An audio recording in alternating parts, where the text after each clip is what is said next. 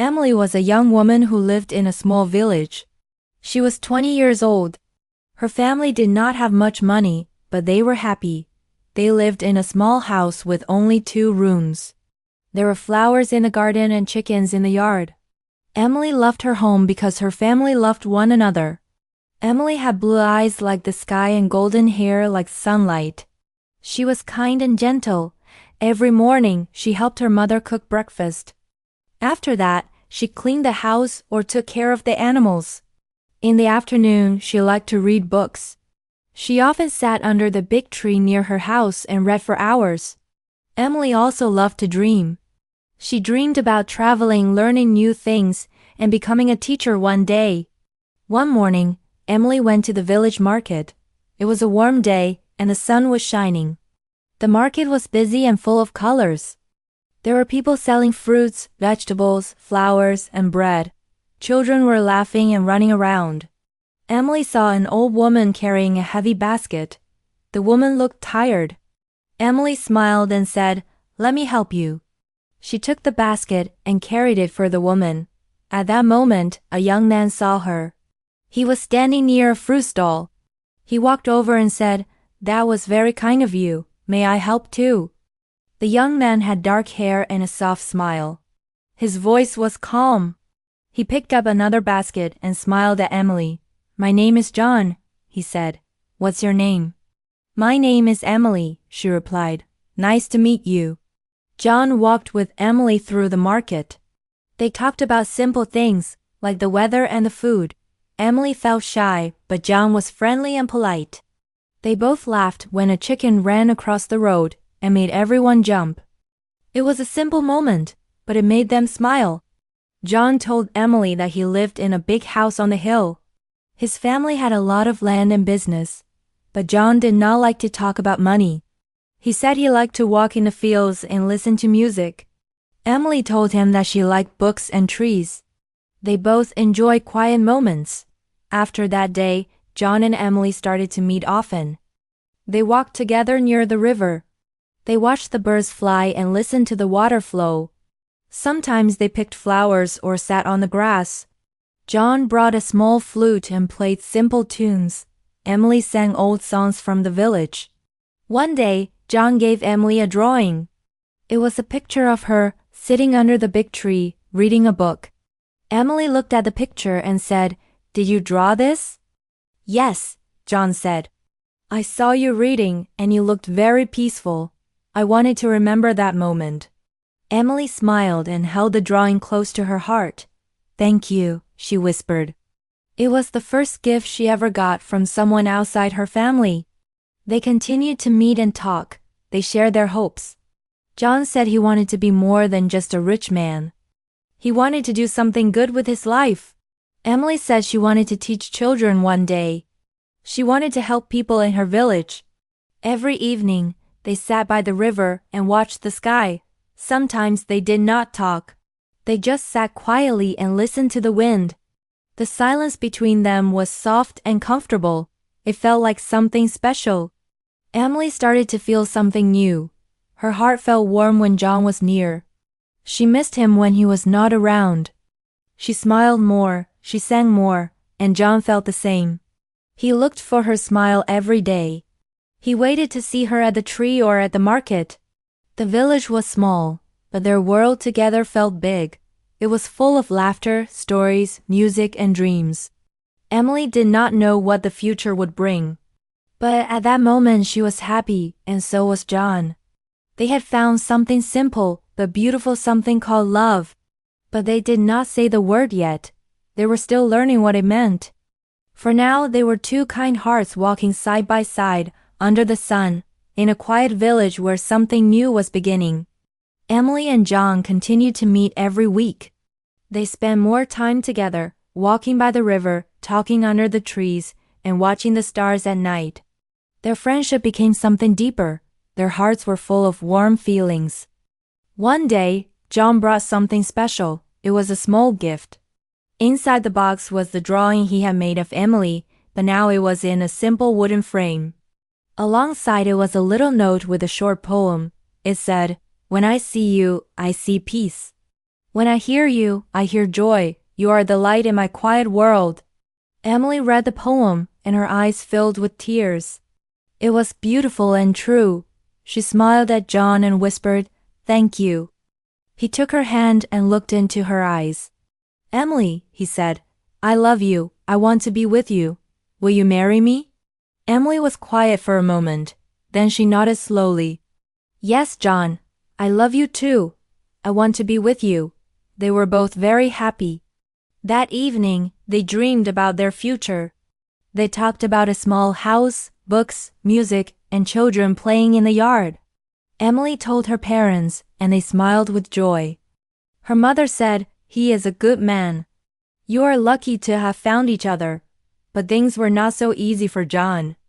When John told his parents that he wanted to marry Emily, they were not happy. His mother frowned and said, "Emily is not from a rich family. She does not belong to our world." John tried to explain. "She is kind. She is honest. She makes me happy. Isn't that what matters most?" His father shook his head. "You are our only son. You must marry someone like us, someone from a wealthy family. If you marry Emily, we will not support you anymore. You will be on your own." John was shocked. He could not believe what he was hearing. He loved his parents, but he loved Emily too. He didn't want to choose between them. Emily heard about the conversation from one of the villagers. She was heartbroken. That night, she sat alone near the river. She thought about John's future. She knew he had a good life ahead, and she did not want to be the reason for his pain. The next day, she asked John to meet her. They sat under the big tree, the same place where they had laughed many times before. "I heard what your parents said," Emily began, her voice soft. "I don't want to make your life harder." John held her hand. "You are not the problem," he said. "My parents don't understand, but I love you." Emily shook her head slowly. "I love you too, John, but maybe we shouldn't marry. I don't want you to lose everything because of me." Tears came to John's eyes. "But I don't want to lose you," he said. Emily looked away. Her heart was breaking. "Sometimes, love is not enough," she whispered. They sat in silence. The river moved gently beside them. The wind blew soft through the grass. Finally, Emily took off a ribbon from her dress. It was simple and blue. She gave it to John. "Keep this," she said. "Remember me." John gave her the poem he had written. "This is yours," he said. "I wrote it for you. I will always mean every word." They hugged tightly. Their hands didn't want to let go, but they knew they must. After that day, they did not meet again. But they promised to write letters to each other. They promised to always support one another from afar. Their hearts stayed full of love, even though they were apart. John returned to his house on the hill. Emily stayed in the village. Life moved on, but their love remained like a quiet fire, burning slowly inside them. And though their paths were now different, the memory of those quiet walks, soft smiles, and dreams under the stars stayed with them both. They had made a difficult choice. But sometimes, doing what is right means saying goodbye. Many months passed after Emily and John said goodbye. Life was different for both of them, but their hearts still remembered the love they once shared. Emily stayed in the village with her family. She worked at the local school, helping children learn to read. The children liked her. She smiled often and was kind to everyone. But sometimes at night, when she was alone, she missed John. She missed his laughter, his drawings, and their walks by the river. John moved to the city. He worked in his family's business. He studied and learned many things. He wore suits and met important people. But he never forgot Emily. He kept the blue ribbon in his wallet.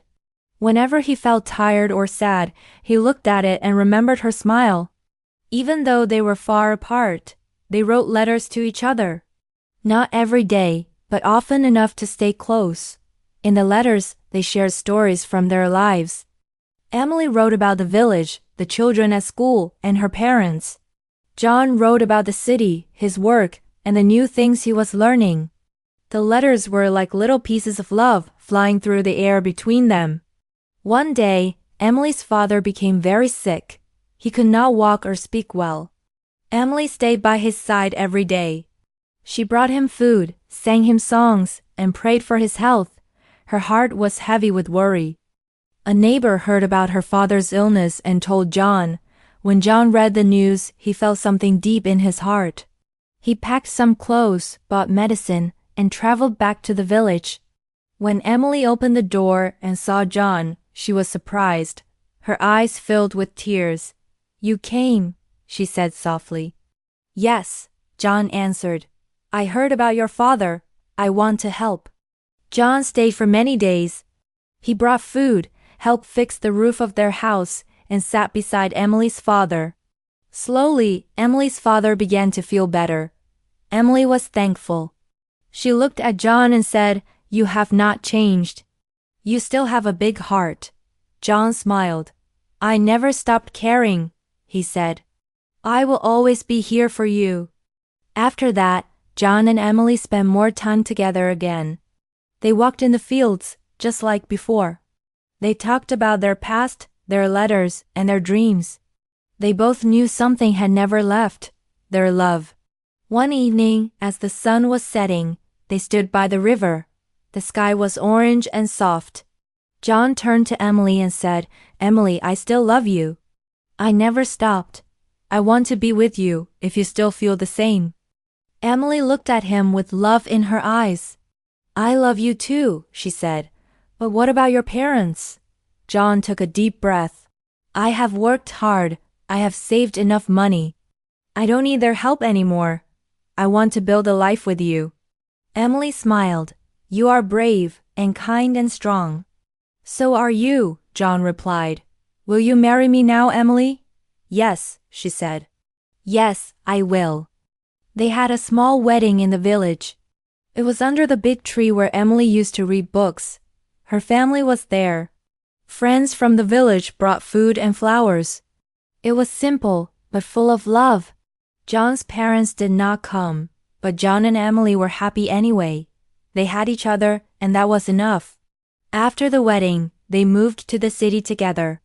They lived in a small house with a garden. They worked hard every day. Emily opened a little library for children in the neighborhood. John started a charity to help poor students. They helped many people, and their hearts were full of joy. Years passed.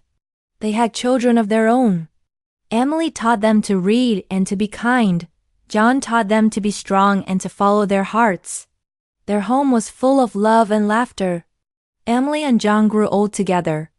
They still took walks, held hands, and watched the sunset. Sometimes, they sat in silence, just like they did when they were young. Their love never changed. They looked back on their lives with peace and pride. They remembered the hard times, the letters, the tears, and the joy. They knew they had made the right choice. They had followed their hearts. Their story was not full of riches or fame, but it was full of love, strong, patient, and true.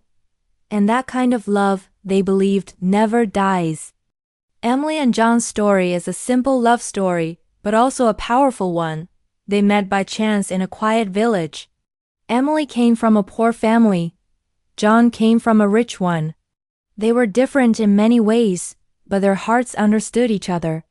They became friends. Then they fell in love. Their love was sweet, but life was not easy.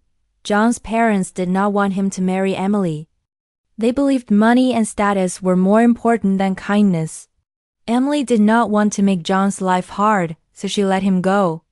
It was painful for both of them, but they chose what they thought was right. Even after they said goodbye, their love did not die. They wrote letters.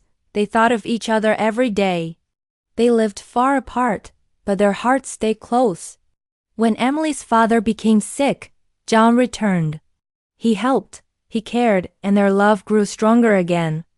This time they were ready to choose each other, no matter what others said. They got married, moved to the city, worked hard, and built a life full of love and service.